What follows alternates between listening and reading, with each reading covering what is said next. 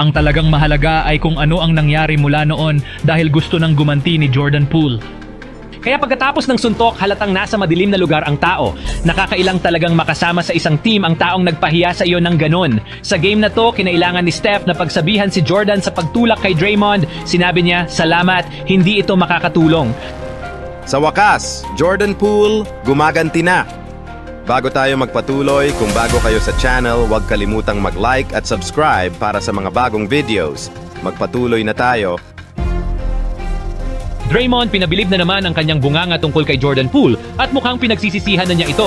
Kaya't umiscore si Poole ng 38 laban sa kanyang dating kuponan noong maagang bahagi ng season na ito at pagkatapos sinabi niya sa ESPN, "Gustong-gusto ko ang mga tao doon." Well, gustong-gusto ko ang karamihan sa mga tao doon. Malinaw na tinutukoy si Draymond na sumagot, "Sobrang nagsorry talaga ako." Isang mapagkumbabang tugon, walang palusot, walang paliwanag. Nagbago na si Draymond, pero pagkatapos ay nagpunta siya sa kanyang podcast. "Sumagot ako dahil 3 taon na, parang Mag-move on tayo. Ang pahayag na yon ay parang naghahanap ng simpatsya. Parang gusto nilang palabasin na ako ang masama. Mag-move on ka, bro. Alam ko namang mali ako pero hindi mo pwedeng tawagin ang isang tao ng masamang salita at itulak siya at hindi masuntok."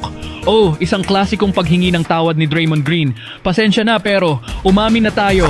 Ang tanging pinagsisisihan ng taong ito ay nailabas ang video. Kung hindi iyon kumalat, wala siyang pinagsisisihan. Pero 2 taon na ang nakalipas. Ang talagang mahalaga ay kung ano ang nangyari mula noon dahil gusto nang gumanti ni Jordan Poole. Kaya pagkatapos ng suntok, halatang nasa madilim na lugar ang tao.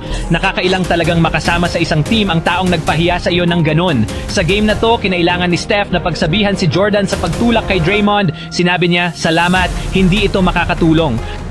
Pero pagkatapos ay ipinagpalit nila siya sa Wizards. At nakatulong ba yon? Hindi, lalong lumala. Mukhang malungkot si Jordan na maging isang Wizard at nagsimula siyang gumawa ng mga hindi makapaniwalang pagkakamali tuwing gabi. Tuwing gabi ay mukhang mas miserable si Jordan ayon sa lahat. Pero sabi ng coach niya sa high school, noong umalis si Jordan sa San Francisco, parang may natanggal sa kanyang puso. Sa palagay ko ay nahihirapan siyang mag-adjust dahil sobrang komportable siya sa Golden State at gustong-gusto niya ito doon. Pero sa kung anumang dahilan, iba ang taong ito. Kahit na nasa pinakamasamang koponan siya sa NBA, naglalaro siya ng pinakamagandang season niya. Laban sa Nuggets, naghulog ng 39 puntos. Ang bilis ng bitaw niya sa 3-point ay nakakaloko. Hindi niya kailangan ng bola para maging epektibo na napakahalaga sa NBA ngayon, kaya siya nagtrabaho kasama si Steph Curry. Pero sa rematch laban sa Golden State, 38 puntos. Kaya niyang umiscore sa bawat level kahit na si Andrew Wiggins ay pinitserya siya ng husto.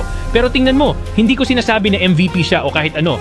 Okay, hindi man all-star pero kung tatanungin mo si Jordan, sigurado akong all-star. Naglalaro ako ng all-star level. Pero alam mo, maraming beses ay may halong politika at sitwasyon. Oo, hindi ito politikal pero medyo may kinalaman ito sa pagiging 6 na panalo lang na team. Ang mga tao ayaw makita ang Wizards na may representative sa All-Star Game at medyo sang-ayon ako doon. At nung isang gabi pagkatapos nung 38 sa Denver, sumemplang siya ng 11 sa Sacramento. Minsan hindi siya consistent at meron pa rin siyang mga classic na Jordan Poole moments tulad ng sapul na pagbangga sa ulo ng isang dude.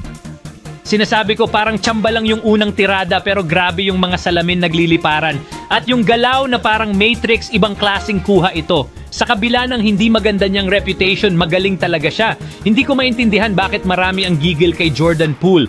Pero alam mo, naabot niya ang career high na 21 points ngayong taon, pati assists at 38% sa 3 points.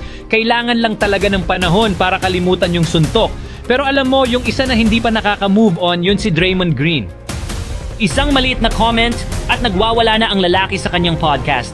Hindi ko naman talaga iniisip na magiging malaking bagay ito kung hindi lang sobrang sensitibo si Draymond. Ito na lang ang dagdag na ebidensya na simula nung huling championship nila noong 2022, mas nasasaktan ni Draymond ang team kaysa nakakatulong. Isang dahilan kung bakit hindi nila nakuha si KD sa deadline na ito ay dahil sa sama ng loob kay Kevin Durant. Nakakatawa kasi gustong-gusto ng mga tao maglaro kasama si Steph na pinaka-humble na superstar sa lahat ng panahon pero hindi nila matanggap kung gaano kahirap makipaglaro kay Draymond. Suriin natin si Jimmy Butler ngayon samantala si Poole ay isang malaking tulong sa Warriors. Bukod sa depensa, siya ay isang 25 anyos na elite shotmaker na hindi kailangan ng bola, may karanasan sa kampyonato na kanilang ipinagpalit-kapalit ng 38 anyos na si Chris Paul. Ang Warriors ang nakakuha kay Chris kapalit ni Jordan Poole, Patrick Baldwin Jr., Ryan Rollins, isang protektadong una at isang pangalawa. Sa panahong iyon, inakala ng mga tao na ito'y magandang trade dahil sa kontrata ni Poole. Pero ano ang nangyari? Hindi nakapasok ang Dubs sa playoffs kasama si Chris Paul na naglaro lang ng kalahati ng taon. Pagkatapos, ni-wave nila siya para makatipid at ginastos ang $12.8 million kay DeAnthony Melton na dati nang napunit ang ACL. Kaya oo, masasabi kong talo ang Warriors sa trade na yon. Pero bakit nga ba nila siya itinrade? Wala iyong kinalaman sa basketball. Halata naman, ito'y tungkol sa chemistry. Kitang-kita naman, may mga issue si Poole sa loob ng locker room. Pero gaya ng sinabi niya, mahal niya ang mga kasama niya doon. Sino ang may problema? Oo, si Draymond. Nakita na nating nangyari ito mismo sa situation ni Kevin Durant. Isa na namang halimbawa ng ugali ni Draymond na nagtutulak sa mga tao na lumayo at nagpapabagsak sa Warriors. Pero ang pinaka-ultimatum niyang paghihiganti ay sa pamamagitan ng pagpapakita sa playoffs na kung saan malayo ang mga Wizards. Sa ngayon, nasa gitna sila ng pinakamahusay na tank job sa kasaysayan ng NBA. Malayo sa pinakamahinang team sa NBA para makuha si Cooper Flagg. Gayunpaman, nagpatakbo ako ng 10 simulations sa tankathon.com at sa 5 sa mga ito, bumagsak ang DC sa ika-5 pick. Nanalo lang sila sa lottery ng isang beses. Eksaktong ganito ang nangyari sa Detroit sa loob ng maraming taon. Walang kasiguraduhan sa mga bagong draft odds na ito, kaya kailangan nilang mag-trade ng mga manlalaro ngayon. Pwede nilang makuha pabalik ang mga assets para mapabuti, hindi tulad ng nakaraang taon. Paniwalaan mo bang may mga alok na sa kanila para kay Kyle Kuzma? Pero sabi nila, hindi, okay lang kami, panatilihin namin siya. Sa halip, nakuha nila ang nag-retire na si Chris Middleton at isang pick swap sa deadline para kay Goose. Mali iyon. Huwag gawin ang parehong pagkakamali ngayong off-season kapag pwede na ulit silang mag-trade. Pero swerte si Poole, sinabi ng Athletic na ang Nuggets ay nagpapakita ng interest o nagkaroon ng trade discussions tungkol sa mga sumusunod na manlalaro. Zach LaVine, Jordan Poole, Jordan Clarkson, DeAndre Hunter, Cam Johnson at Jonas Valanciunas. Alam natin na walang ginawang galaw ang Denver sa deadline na ito, pero gaano ka-amazing kaya kung makitang maglaro si Jordan kasama si Nikola Jokic ngayong off-season, mas lalo na para kay Russell Westbrook sa huli ng kanyang career. Pero may ibang mga teams na bagay dito. Unang-una ay ang Milwaukee Bucks. Una sa lahat, lumaki si Jordan sa lugar na iyon. At ang Bucks ay naghahanap ng manlalaro na tulad niya. Sa ngayon, ang depensa ay consistent sa Milwaukee, pero ang opensa ay pabago-bago. Gusto ko rin ng Orlando Magic na kulang sa score first guard. Pero paano ang Pistons? Sa wakas ay magaling na ulit sila ngayong taon.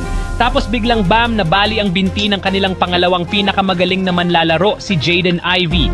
Pero magiging perpektong kapalit si Jordan para sa kanya, lalo na sa opensa. Sila lang ang koponan na may cap space sa NBA ngayon. Kaya okay lang ang kontrata ni Jordan. Sa katunayan, may odds ang Bovada para sa susunod na koponan ni Poole. Pistons ang una. Isipin mo, tapos Bucks, Wolves, Spurs at Nuggets. Pero sa palagay ko, kung pumunta si Poole sa alinman sa mga koponan na yan, magagalit ang kanilang mga tagahanga. Bakit? Dahil si Draymond ay nagbuo ng negatibong reputasyon kay Jordan Poole bilang isang masamang kasama sa locker room at isang clown. Ngunit hindi iyon totoo. Itinuwid ni Klay Thompson ang usapan matapos ang trade. Homegrown siya. Nakita ko siyang nagtrabaho at nakita ko siyang umalis. 2:15 sa laro, pero pagkatapos ay siya ang mauunang mag-practice kaagad. Naalala ko ang aking sarili nung bata pa ako. Pare, magiging espesyal talaga ang batang to at hindi namin makakamit ang championship kung wala siya. Sobrang halaga niya sa amin nung bumagsak si Steph. Swerte ng Washington, nakuha nila siya. Future All-Star talaga. Ngayon nga, ipinapaalala ulit sa atin ni Jordan Poole kung sino talaga siya. Pero sa kasamaang palad, ganun din kay Draymond Green. Ngunit pagdating sa mga trade tuwing off-season, si Kevin Durant ang pinakamalaking pangalan. Mukhang nasunog ng Suns ang tulay nila kay KD sa pagpapaalam sa kanilang balak na ibenta siya ng walang abiso sa deadline. May isang team ngayon na usap-usapang aangkin sa kanya ngayong off-season. At karaniwan ay hindi mo iisipin na ang prangkisang ito ay makakakuha ng isang superstar tulad ni KD. Salamat sa panonood. Kung nagustuhan nyo ang video, huwag kalimutang mag-like at subscribe para sa mga bagong videos. God bless sa lahat.